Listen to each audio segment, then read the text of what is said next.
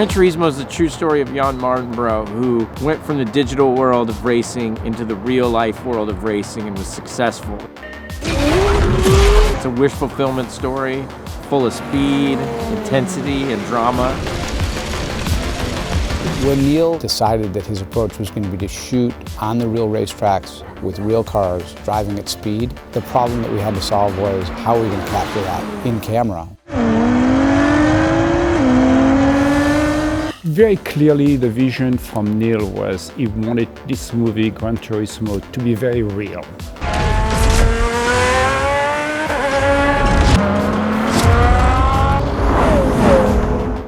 The big challenge is how you're going to shoot something where you're going to go with cameras, with cars that's going to go at full speed, 200 miles an hour, and how do you going to capture this? So that was the challenge, to find the technology and the means to go about it.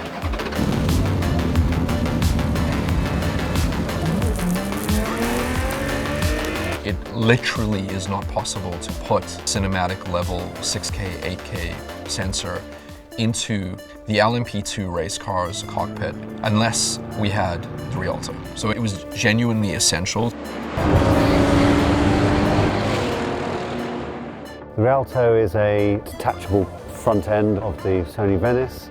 Fiber optic cable goes to the brains. So you have the sensor up the front, and it makes it a very small unit, so we can put it in tiny places, which is ideal for cars. We were super specific about when to be inside the cockpit versus outside the cockpit, because outside you also get this amazing sort of particulate water or dust hitting the windshield and reflections and everything else that put you undeniably on the track. But if you want to get intimate and be in the cockpit, done this 1,000 times. Well, not reality. Without being able to do what the Rialto does, we would genuinely have had to rebuild the race car. I really just can't say enough about the Rialto. It's just amazing. If you miss a line in the game, you reset. You miss it on the track, you could die. So the Venice was chosen for its Rialto mode and dynamic range. With the dynamic range, you can set the stop, let the car go, and through shadow and cloud and coming out to sunlight, the range holds and all the information is still there.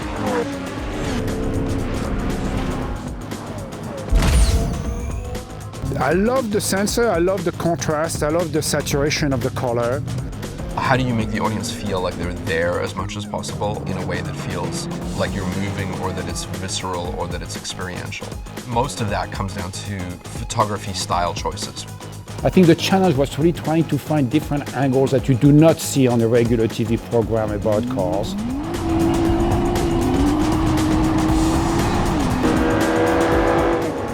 We eliminate as much as possible of any element that was not conveying speed to us. Camera low to the ground, lots of tarmac.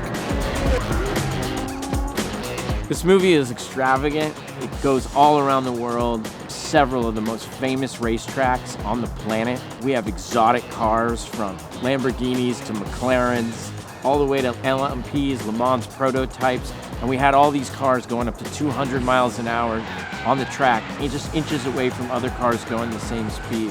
We were really able to race in a way that's never been done on film before. Race back on, let's go, let's go! Look, safety's left, okay? I mean, the speed these cars are going, the heads we're using, we're not using fully stabilized. It's very raw, very gnarly, especially the nice stuff in the rain. It's very aggressive, raw looking footage is great. I think it will be a fantastic up on the big screen.